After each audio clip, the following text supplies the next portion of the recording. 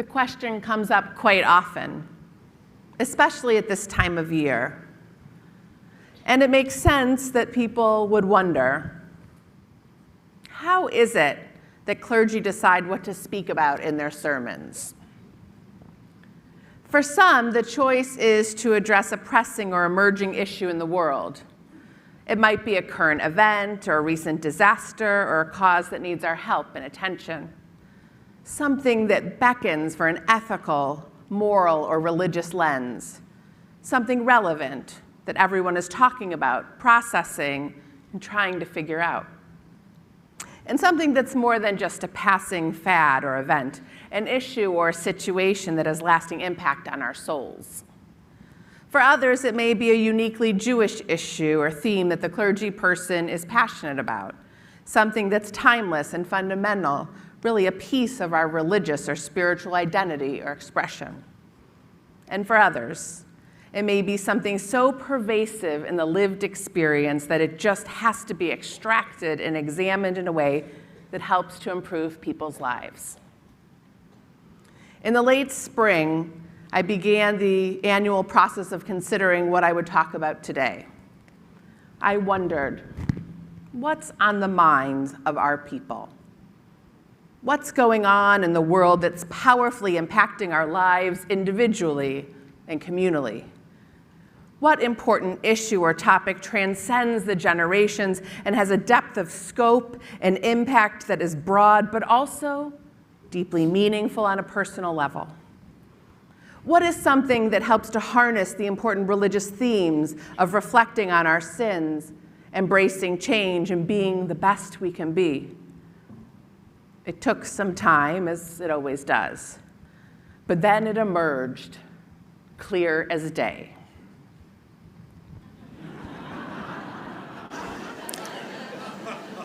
For those in the room who don't recognize her picture, I feel quite confident that you've heard of global superstar and music phenom Taylor Swift. Her Eras tour has swept the world with ticket sales and pandemonium like nothing we've ever seen before. Some liken the frenzy that she's created to that of the Beatles or Elvis. Ticket sales for the Eras Stadium tour broke the internet and landed Ticketmaster in serious hot water. While I don't know the dollar figure, I imagine the loss of work and business productivity on the day that the tickets went on sale was in the hundreds of millions of dollars as people walked around like zombies, tied to their phones and computers to attempt to get those golden tickets to see her play live. Every city she plays becomes mobbed with concert goers, creating an impact in the local economy and hospitality industry like they've never seen before. The woman who many call T-Swizzle, Tay-Tay, and Mother, Miss Swift's shows exceed all expectations. They promise several hours of singing, dancing, music, pyrotechnics, costume changes, and display screens that dazzle packed stadiums night after night after night. It is a spectacle in the best sense of the word. Fans dress up in sequins and emulate her spectacular sparkle and exchange homemade friendship bracelets in fulfillment of her coded lyrical charge. Taylor's music powerfully and relatably conveys themes of love and loss, relationship, self-doubt, struggle, and strength. She uses her powers for good and inspires her fans to come together in kindness and positivity. While I am only Swiftie adjacent, I can't help but wonder, what does it feel like to be Taylor Swift? To stand center stage in sold-out stadiums multiple nights each week with adoring fans hanging onto her every word, note, and move. To have the remarkable gift of composing and recording music that touches the souls of fans all over the world pouring forth from you. What must it be like knowing that people are obsessed with you, idolize you, and cherish your gifts, and they just want a piece of your Taylor magic?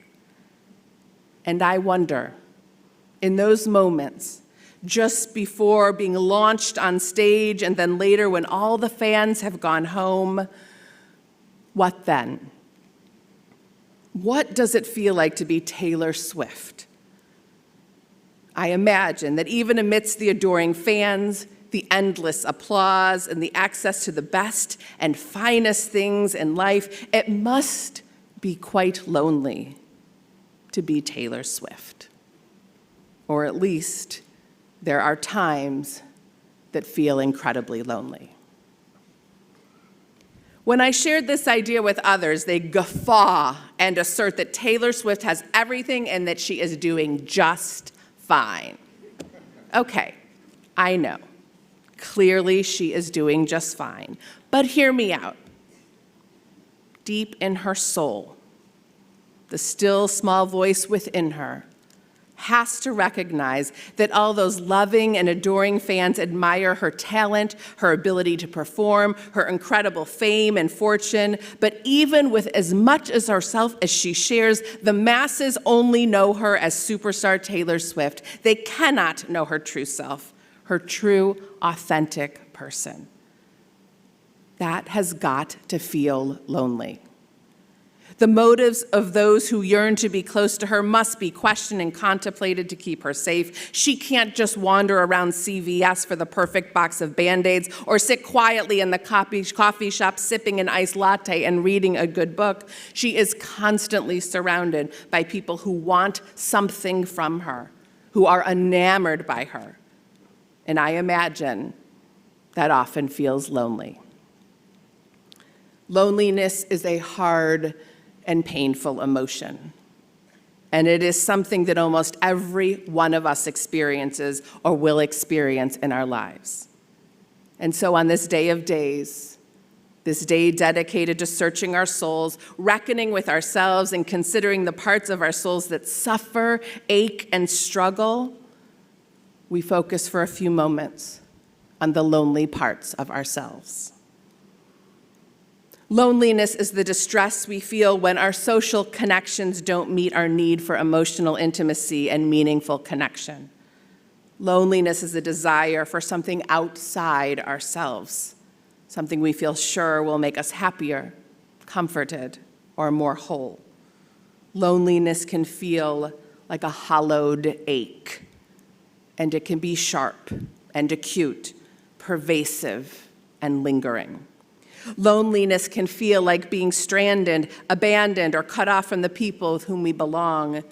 And in times of loneliness, we're missing the feelings of closeness and trust, the affection of genuine friends, loved ones, and community. Terry Brooks writes in her book titled On Loneliness, there is a difference between loneliness and aloneness. We feel comfortable when we are simply alone.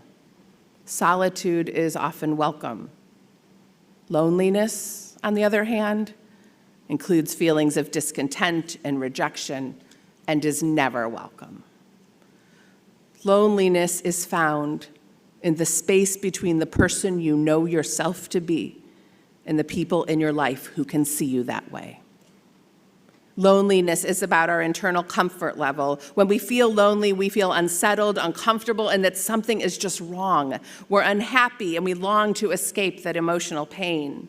And with loneliness, shame and embarrassment creep in. Our inner voice suggests that if we were something or someone else, we wouldn't feel this way. Something might be wrong with us. The late Dr. Cacioppo was the first to liken loneliness to hunger and thirst, identifying loneliness as a necessary warning signal with biochemical and genetic roots. His work was regarded so central to the field that many called him Dr. Loneliness. When examining loneliness through the lens of history and science, Cacioppo concluded that the need for social connection was more than a feeling of convenience. It was biological and a social imperative rooted in thousands of years of human evolution. He explained that loneliness has evolved as a warning signal to satisfy our need for connection. Feeling lonely is like the check engine light of our souls that signals we are not getting the social connection we need. Dr. Cacioppo's theory suggests that humans have survived as a species not because we have physical advantages of being bigger or stronger or faster, but rather because our ability to make social connections lead to coordinated goals. The ability of people to work together collectively in groups enhances individual survival and the survival of our entire species. Furthermore, psychologist Dr. Bill Van Hippel said that humans are the only animal on the planet that goes out of its way to share the contents of our minds with others, even when there's no gain. The human default setting is togetherness, and evolutionarily, being alone made one more susceptible to adversity. We are hardwired for connection, shared purpose, and community. Quite simply, we need others. Loneliness nags. It is not a state that feels right to us. And according to the United States Surgeon General's advisory, transient feelings of loneliness may be adaptive because the distressing feeling can motivate us to reconnect socially. Our ancient tradition affirms this. Consider for a moment the creation narrative in the book of Genesis. After God created Adam, God says, "It is not good for Adam to be alone. I will create a fitting counterpart for him." God then creates from the earth all the beasts and the birds of the sky and brings them before Adam to name, but no fitting counterpart for Adam was found. There is no living being that resolved Adam's aloneness. Only God's creation of Eve alleviates Adam's being alone. It is that human-to-human connection that is transformative and ultimately soothes Adam's lonely soul. Aviva Gottlieb Zornberg authored a commentary about this verse that addresses loneliness. She teaches, I think it's very striking that the word God uses is tov, meaning good.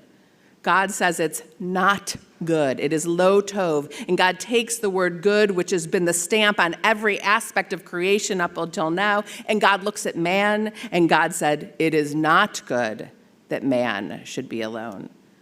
God then allows man to discover for himself how not good it is. God doesn't create woman until man has started naming the animals. And according to some traditions, had he noticed he had all the animal protection and potential within himself, but it wasn't enough. All the symbolic characteristics were there. And he looked for his partner. He looks for somebody who isn't simply a mate, but someone who can share this totality of his being.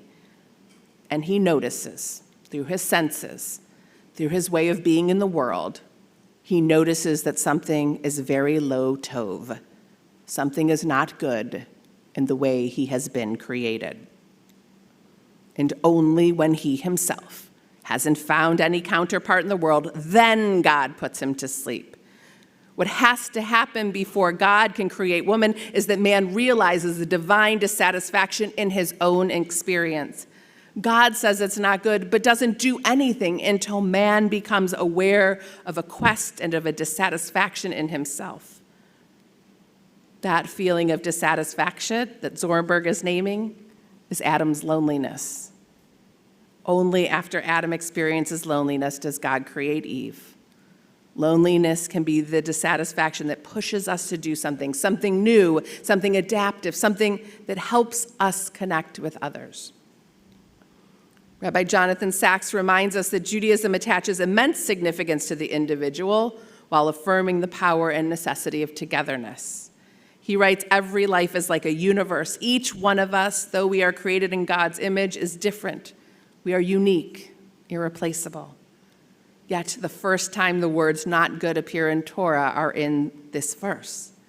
Much of Judaism is about the shape and structure of our togetherness. It values the individual but does not endorse individualism. Ours is a religion of community. Our holiest prayers can only be said in the presence of a minyan. When we prayed our confessions earlier today, we did so as a community in communal voice. Ashamnu, Bagadnu, Gazalnu, we betray, we steal, we scorn. The Torah is sometimes called a blueprint of the world.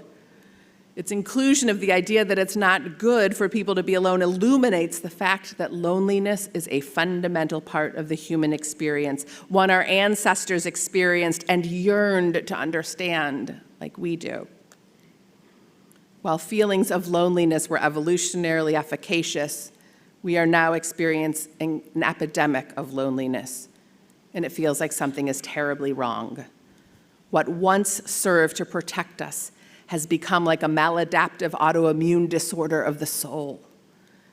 The physiological responses to the perceived threat and vulnerability of being abandoned, left out and alone, no longer ebb and flow only to real threats, but are manifest chronically in our everyday living, and it is wreaking havoc on our bodies. Ongoing loneliness is literally breaking our hearts.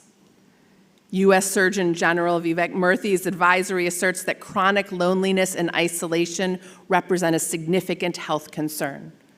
Chronic loneliness shortens a person's life about as much as smoking 15 cigarettes a day. That's even more than the impact of obesity on the length of our lives. Even when age, sex, chronic disease, alcohol use, smoking, self-related health and physical limitations are accounted for, loneliness still predicts earlier death. While loneliness knows no boundaries, when it comes to age and stage, young adults are the loneliest demographic. As social isolation increases in staggering proportions, community participation has dwindled, and young people have fewer close friends, and they are spending less time with the friends they have. Young adults retreat to their bedrooms, close their doors, open their computers, and connect by text, FaceTime, Snapchat, and gaming. They rarely communicate voice to voice, nor do they prioritize seeing one another in person. The impacts of technology harm our social connections, leading us to greater loneliness. A US-based study reports that participants who reported using social media for more than 2 hours a day had about double the odds of reporting increased perceptions of loneliness. Tabby Raphael, a Los Angeles-based writer, says that turning to social media as a way to curb loneliness and deepen friendships is a facade. It's 2023, and many of us are so parched from loneliness that it almost seems like we're fasting. To constantly quench our deep thirst with social media is like taking sips of soda rather than consuming the replenishment from gallons of water, our in-person connections. It is like being shipwrecked and drinking the abundant salt water that surrounds you, only making you thirstier. On a recent episode of CBS Sunday Morning, Ted Koppel referred to this as a baffling paradox. In the age of the internet and social media, which enables us to communicate with millions of people at a time, the technology that draws us closer together increasingly draws us apart. Far from eliminating loneliness, being in touch with everybody instantly only appears to heighten our sense of isolation. Loneliness is not simply the product of too few connections. Rather, it's the result of not having deep, close, and genuine connection. We feel lonely when we need closeness, not company. American novelist Tom Wolfe wrote, "The whole conviction of my life now rests upon the belief that loneliness, far from being a rare and curious phenomenon, peculiar to myself and a few other solitary men, is the central and inevitable fact of human existence." Loneliness is a part of our condition, and if we think we're going to eradicate loneliness, then we are on the wrong path. The message is paradoxical in that we are not alone in our loneliness. And the musician Sting would close his concert with the song "Message in a Bottle," including the lyric, "It seems I'm not alone in being alone." Just as the psalmist cried out to God, "Turn to me and be gracious to me, for I am lonely and afflicted," we too struggle and know the pain of loneliness. This message is personal, and it comes from my heart. I have known the darkness of loneliness, the self-doubt, and even the shame and embarrassment that loneliness can bring. I know what it feels like to yearn for closer and more authentic connection. And I look at my life, my family, my friends, my work, and I think, what have I got to be lonely about? I'm surrounded by amazing, loving, and caring people, and I know a life of tremendous comfort and blessing. But loneliness is not a rational response. It's an emotional experience. We are too often under the false impression that our grief, disappointment, loss, and fear are abnormal, and therefore find ourselves separated from others and smack dab in the middle of loneliness. Our culturally shaped interpretation of what it means to be independent and successful functioning in the people in the world pushes us to conceal these feelings, to put on a brave face and soldier through. No wonder we feel so alone. The poison of loneliness grows and flourishes in the darkness of false appearances, keeping shame and loneliness alive. The antidote is deep sharing, connection, and belonging that emerge from a place of vulnerability and trust.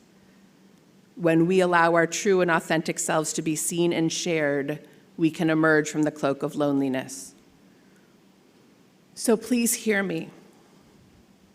You who are feeling lonely or have felt lonely, or in the days and weeks or months ahead, if you find yourself feeling lonely, you are not alone.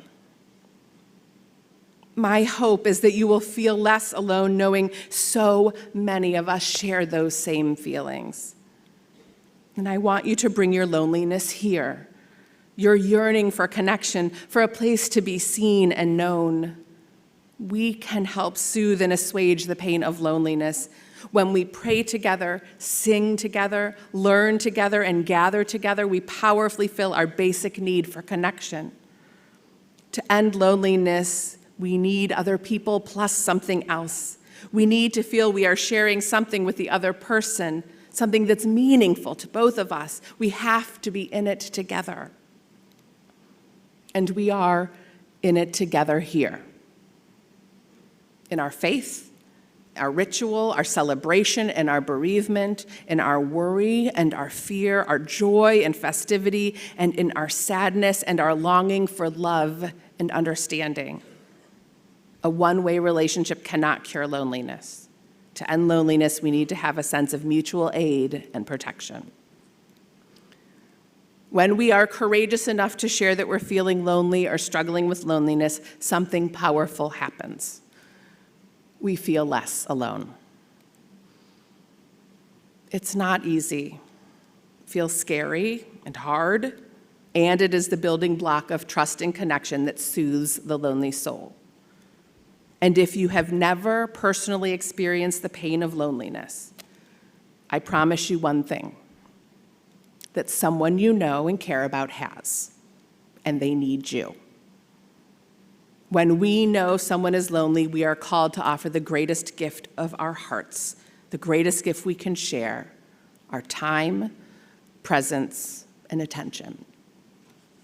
I close with the ancient words of Torah we heard earlier this morning, the portion for this day, the Day of Atonement, the day we examine our individual souls in fertile, loving, and productive nest of community. Atem nitzavim hayom kulchem lifnei Adonai Elohechem. You stand this day, all of you, before your God. Our text is clear.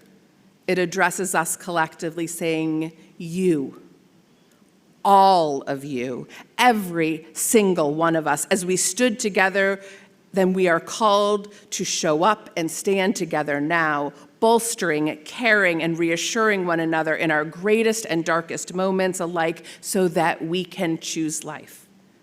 It is that same collective that will usher us from the difficult, isolated shores of loneliness to the mainland of connected togetherness. Makor Chaim Uvracha. Dear God, source of our life and blessing, Redeemer of all, turn our hearts to one another.